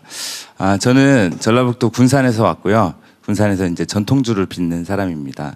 근데 그런 소상공인인데 저는 사실 오늘 아까 로컬 창업에 대한 이야기 그런 이야기들을 좀 더 심도 있게 다뤄보고 싶었는데 그 중에 이제 좀 저희 이야기가 나오지 않았던 부분이 있는 것 같아서 그 부분 좀 이야기하고 싶습니다. 특히 이제 저희가 이 소상공인이라고 불렀을 때 지금 오늘 하루 종일 상인에 대한 이야기만 했어요. 근데 사실 소상공인은 상인과 공인인 거거든요. 그러니까 만드는 사람들, 그러니까 영어로는 메이커고요. 상인들은 비즈니스맨입니다. 그러니까 사실 우리는 이거를 구제의 대상이 아니라 어떻게 보면 우리가 대한민국 혁신을 만들어낼 성장 동력으로 소상공인, 그러니까 상인이자 공인인 사람들을 좀 육성해야 되는 정책들이 앞으로 좀 필요하지 않을까. 그러니까 상인의 좀 현실 감각과 그런 공인의 어떤 기술력, 장인력 이런 것들을 바탕으로 우리가 아까 로컬에 외국인들이 오는 것도 중요하지만 우리의 물건들을 잘 생산해서 외국으로 판매하는 어떤 수출에 대한 전략들 이런 것들은 사실은 미국의 경우에도 첨단 산업 실리콘밸리에서 IT 기업들 매우 많이 배출하지만 사실 스타벅스도 있고 나이키도 있고요. 되게 다양한 생활 문화 브랜드들이 있거든요. 그러니까 우리나라도 그 첨단 산업은 대기업들한테 맡기고 이런 생활문화 산업들, K 생활문화 산업은 우리 소상공인들한테 제대로 소상공인들을 상인을 공인을 육성해서 제대로 맡겨주시면은 아마 크게 기여할 것으로 생각합니다. 감사합니다. 아마 제조업에 대해서 두 가지 이중적인 그 정서를 갖고 있는 것 같아요. 우리가 미국 제조업 살린다고 가야 되는 정서도 대기업 차원에서 있는데 또 기저에는 우리 제조업에 대해 포기한다 이런 좌절감도 같이 있는 그런 말씀이신 것 같은데 대통령님. 뭐 맞는 지적이십니다. 우리 정책실장님 얘기 나온 김에요. 이게 지금 우리가 소상공인 정책을 한다고 하면서 사실 상인 정책만 하고 있어요. 그 지적이 맞거든요. 근데 의외로 소공인들 지원 사업이 거의 없어요. 그래서 말씀 나온 김에 소공인들에 대한 지원이나 아니면 조직을 어떻게 할지 한번 검토해 보시죠. 네. 자, 건너편에 저 뒤에 주먹 쥐신 분 돌아보시는 분 그분 맞습니다. 네. 제가 근데 사회자로 조금 부탁드리면 지금 조건능님만큼만 하시면 제일 정답입니다. 예, 하정우 수석님께 질문드리겠습니다. 예. 아까 2억 원 그 위원장님께서도 지적을 하셨고 홍석천 사장님께서도 지적을 하셨는데 결국은 악마는 디테일에 있는 것 같습니다. 그래서 결국 누구한테 잘해줄 것인가 다들 힘듭니다. 어렵습니다. 하지만 핀셋으로 뽑아내서 그분께 잘해드려야 됩니다. 그러려면 데이터가 필요합니다. 데이터가 결국 AI지 않습니까? 각 부처에 아주 훌륭한 시스템들이 많은데 그 시스템들 간의 상호 어떤 연동성이 있는지는 모르겠습니다. 예를 들면 어느 분에게 금리를 우대해 줄까, 어느 분에게 먼저 지원해 줄까 할 때는 그분의 예를 들어 보겠습니다. 고등학교 때는 어떤 성장을 했었는지, 대학 때는, 그다음에 최근 뭐 3년간 사회 봉사활동을 했었는지, 헌혈은 했었는지, 무사고운전을 했었는지, 세금은 제대로 냈는지 이런 여러 가지 방향에서 어떤 뭐 예를 들면 굿 시티즌 인덱스 뭐 이런 것을 만들어서 이런 것들이 뭐 금융이라든지 여러 가지 정책을 판단할 때 하나의 요소로 작용을 했으면 좋겠습니다. 미국에서 뭐 마가 뭐 이런 얘기 하지 않습니까? 우리나라도 우리나라에 맞는 그런 굿 시티즌 인덱스를 한번 검토해 주시면 고맙겠습니다. 이상입니다. 네, 하정우 수석님. 네, 오늘은 쉬어가나 했더니 소환해 주셔서 감사합니다. 굿 시티즌 인덱스라는 개념이 굉장히 필요하고 중요할 것 같은데 유용하겠죠. 그런데 조금 다른 측면에서 보면은 바로 생각나는 게 개인정보와 과연 사람의 가치를 이런 굿 시티즌이라고 하는 걸로 정량평가를 해도 괜찮을까라는 반대쪽의 측면이 있을 것 같습니다. 그러면은 결국 우리가 생각해야 되는 거는 유용하게 쓸 수 있는 방법은 찾으면서도 안전장치를 만들어야 될 것 같고요. 말씀하셨던 데이터들은 상당수 각 부처별로 다 보유를 하고 있습니다. 문제는 연결을 해서 융합을 해서 쓸 수 있느냐 아니냐가 어떤 경우는 약간 규제 측면에서 막힌 것도 있고 어떤 경우는 말씀드렸던 것처럼 굉장히 민감한 개인정보가 될 수도 있기 때문에 안전장치로서 막혀 있는 것도 있는데 말씀하셨던 것처럼 최대한 많이 잘 활용을 해서 어떤 전반적인 사회 공동체가 성장할 수 있는 방향 혹은 안전을 지키는 방향으로 좀 만들어 보겠고 이런 논의를 AI 전략위원회에서 하고 있는 게 하나 있고요. 또 실제로 저는 앞서서 금융권에서 새로운 신용평가 지표가 필요하다고 말씀하셨는데 그런 것들이 사실 굉장히 중요한 신용평가 지표가 된다고 생각을 하고요. 뭐 N사라든가 K사 같은 이커머스에서 소상공인들을 위한 신용평가 모델을 사실 그런 것들을 좀 많이 활용을 합니다. 플랫폼 내에서. 그래서 이런 부분들도 함께 챙겨보겠습니다. 네, 감사합니다. 사실 오늘 토론회 시간이요.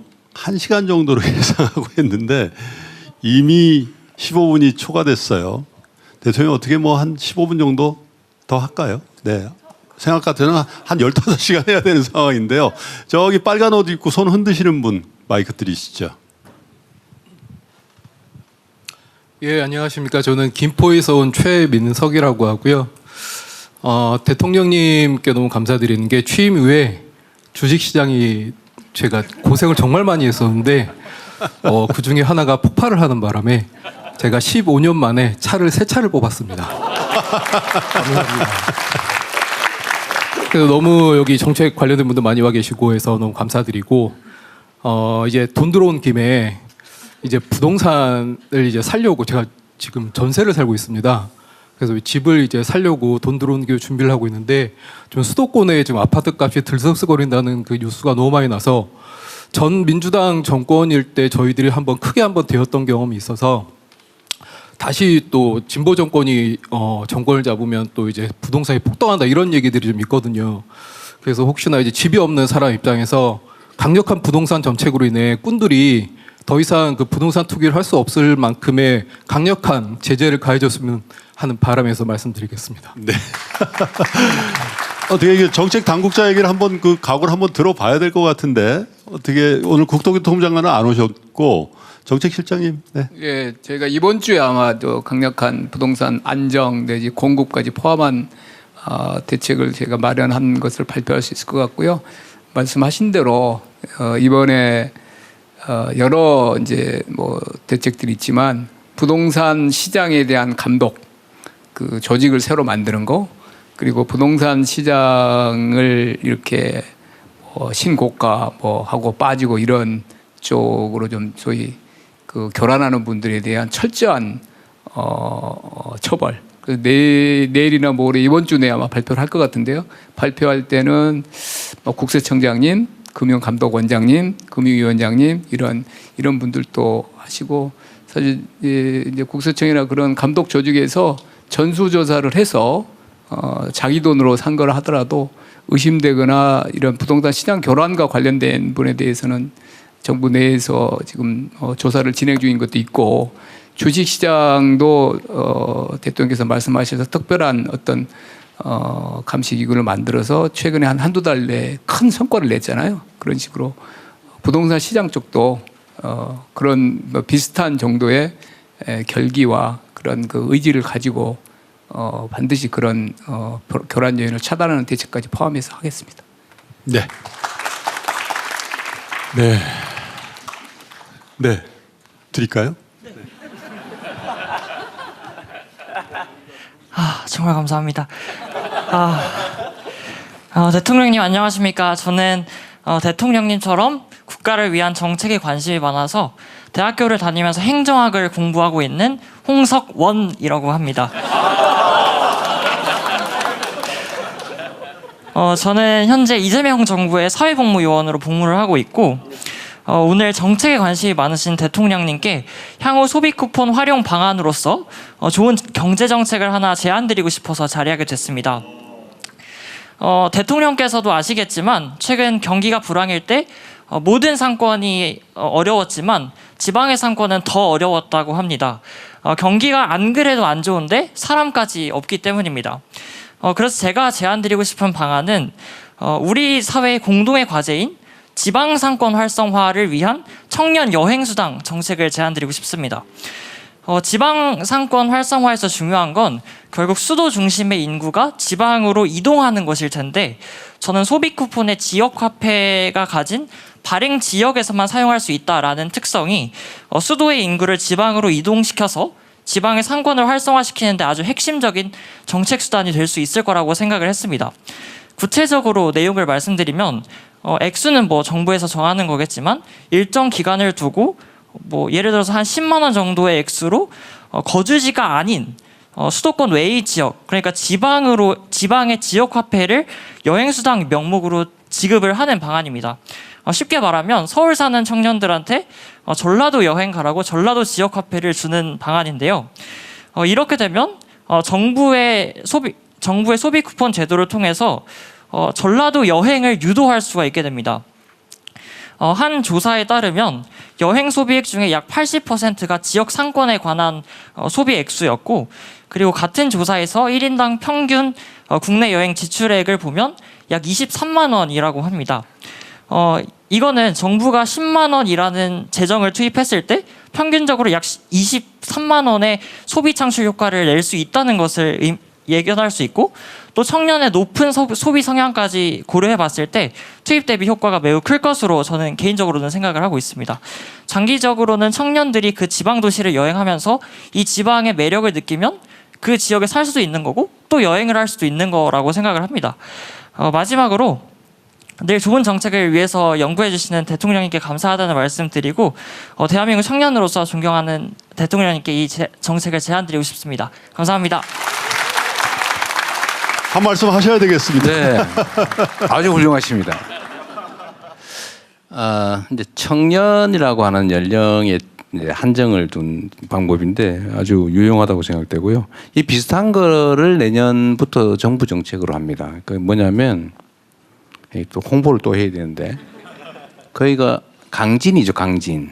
이 강진군이 강진에 여행을 와서 소비를 하면 거기 20만 원 한도로 강진 지역 화폐를 아마 줬던 것 같아요. 아마 소비액의 절반인데 최대 20만 원인가? 네, 20만 원.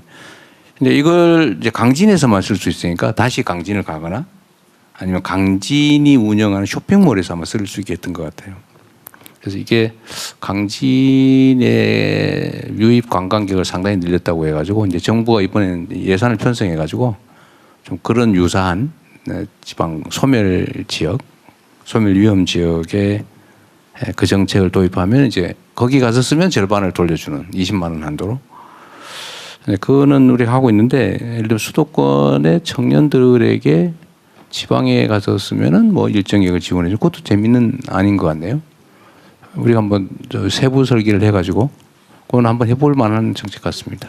네, 지금 내년 예산에는 편성되어 있지 않지만 이 즉석에서 좋은 아이디어를 주셨기 때문에 문체부하고 협의해서 올해 예산 사업으로 내년에 반영할 수 있는지 반영해 보겠습니다. 감사합니다.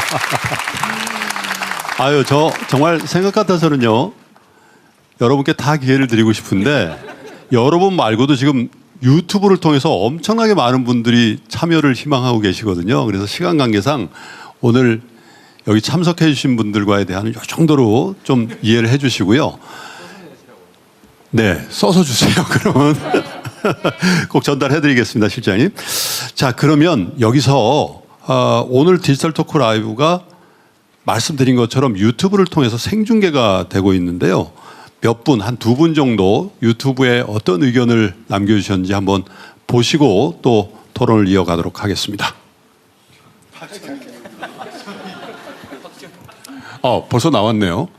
성실상한 소상공인 대상 정책자금 좀 원활하게 소상공인. 이건 아까 다 나온 얘기인데 정말 이쪽에 정말 민원이 굉장히 많은 것 같아요. 그죠? 다음 거 한번 보실까요? 야, 또 이게 신용네요. 저신용자 대출이자가 너무 높습니다. 대출 금액 상한선을 최소한으로 줄이시고 이자율은 최대한 낮춰준 정책이 필요하다고 생각합니다. 네. 두 분을 봤는데요. 두 분 다 저신용자 대출 또 소상공인의 대출 상환의 문제 이런 것들을 말씀해 주셨는데 더 있으신가요? 요 정도 준비가 되어 있습니다. 지금 손 드시면 안 되십니다. 유튜브로 더 많은 분들이 의견 주셨는데 그것도 저희가 정리를 해서 실장님께 전달을 해드리도록 하겠습니다. 그러면 오늘 토크의 마지막 순서로 대통령님께서 우리 국민들의 목소리에 대한 대통령님의 답변과 약속을 마지막으로 들어보죠. 박수로 청해 볼까요? 제 마지막 유튜브에 이제 제안해 주신 부분과 관련이 좀 있는데 말씀을 좀 드릴 필요가 있을 것 같습니다. 혹시 우리 국민 여러분 모르시는 게 있을 수 있는데 지금 이자 제한을 위반한 제가 평생 해보고 싶었던 것 중에 하나인데 이자가 연 20% 한도죠 지금. 근데 이게 얼마를 넘으면 이자를 넘으면 20% 넘는 이자는 낼 필요가 당연히 없고 이게 2배든가 3배든가 너무 원금도 못 받게 3배 법정 이자의 3배 3배를 넘게 돈을 빌린 경우에는 원금까지 안 갚아도 된다 라고 하는 법이 통과됐어요. 통과됐죠? 네, 7월에 통과돼가지고요. 언제 시행합니까? 바로 시행입니다. 이미 시행되고 있어요. 이거 모르는 분들 많으신 것 같아요. 여기서 잘 모르셨죠? 참 문제예요. 예. 그래서 지금은 이제 고리 사채 또는 고리대를 통제하기 위해서 60% 넘게 빌려주면 원금도 갚을 필요가 없게 법이 만들어져 있습니다. 그거 참고하시고요. 서민들에 대한 정책 대출, 저금리 대출은 저희가 정책 금융으로 저희가 좀 많이 늘리려고 해요. 많이 늘리고 특히 금융위가 그 역할을 좀 해줘야 되는데 금융기관은 아까 말씀드렸던 것처럼 국가의 발권력, 그다음 국가의 정책 역량을 투입해가지고 그 권능을 이용해가지고 영업을 하는 거기 때문에 자기 개인 돈 빌려주는 게 아니잖아요. 그렇기 때문에 공적 기능을 대신하면서 돈을 벌고 있기 때문에 공적 책임도 다해야 된다. 그 공적 책임이라고 하는 게 결국은 서민 금융을 강화하는 거죠. 그래서 정부도 일부는 지원하고 책임을 지겠지만 금융기관들이 그 공적 역할을 충분히 다해야 된다라고 생각합니다. 말씀드린 것처럼 지금 국내 금융기관들이 연간 이자 수입만 30조? 이자 자체는 50몇 조고요. 네. 이익 자체가 20몇 조. 20몇 조씩 이익이 나고 있는데 너무 과하다. 예. 그래서 그 부분도의 일부는 공적 역할을 좀 하라고 지금 정책적으로 유도를 하고 있는데 금융위원장께서 잘하고 계시겠죠. 예. 어쨌든 아까 질문에 대한 답을 뭐 정확하게 드리지 못하지만 금융은 기본적으로 공동체 원리가 일부나마 반영돼야 된다는 점을 우리 정부도 신경 쓰겠습니다. 오늘 너무 많은 분들이 오셔서 말씀하실 게 너무 많은데 다 못 들어서 죄송하고요. 원래 이런 모임을 하면 저희가 메모지를 드려서 메모한 거를 저희가 다 하게 되는데 오늘도 다 하셨겠죠? 아닌 것 같은데? 분위기가 아니에요. 그건 제가 수차례 얘기했는데 오늘은 또 빼먹은 것 같습니다. 저도 메모지 없는데. 대통령님 마지막으로 제가 살짝 고자질해도 될까요? 네, 하세요. 네. 아까 여기 자영업 사장님들이 되게 뒷담화했어요. 대통령님에 대해서. 직원과 알바를 위한 정책들은 굉장히 많은데 막상 사장님들이 을병이 된 지 너무 오래됐는데 그들의 고초를 좀 들어주는 그런 부서가 좀 없는 것 같다라는 생각을 좀 해봐서 살짝 고자질했습니다. 네, 알겠습니다. 목숨 괜찮죠, 저? 이제 취향이 아니라는 게 자꾸. 이 행사 끝나고 저 홍석천 씨 같은 의견들을 메모지로 네, 그렇게 이거 원래 제가 마련하도록 하겠습니다. 반드시 그렇게 하라고 했는데 또 뭐 실무진에서 빼먹은 것 같아요. 메모를 좀 나눠드리든지 해서 써주세요. 써주시고 우리 정책 제안하는 홈페이지도 있지 않나요? 예, 거기다가 써주셔도 되고요. 저희가 그거 다 분석합니다. 분석하니까 의견들 주시면 그중에 유용한 정책화 할 수 있는 건 하고 또 민원순에 해당되는 것들은 그다 나름대로 또 해소하고 또 지적사항들은 저희가 잘 시정하도록 하겠습니다. 아쉬운 대로 또 다음에 이런 기회를 만들기로 하고요. 긴 시간 고생하셨습니다. 고맙습니다. 네, 감사합니다. 예전에는 저 나라가 부국강병하다는 게 군사력이 강해서 그죠? 이렇게 다른 나라 침략하고 그런 나라가 강한 나라라고 그랬는데 지금은 어쩌면 지혜 총량이 가장 풍성한 나라가 가장 좋은 나라가 아닌가 싶고요. 그러려면 오늘 우리가 나눈 것처럼 이런 소통이 지혜를 이렇게 넓게 확장하고 그래서 정말 강하고 부유한 나라가 되는 첫걸음이 아닌가 그런 생각을 해봤습니다. 이것으로 디지털 토크 라이브 국민의 목소리 정책이 되다를 모두 마치겠습니다. 아쉽지만 여러분 대통령님께서 약속한 것처럼 다음번 국민의 목소리 정책이 되다를 기대하시면서 오늘 이렇게 마감하겠습니다. 감사합니다.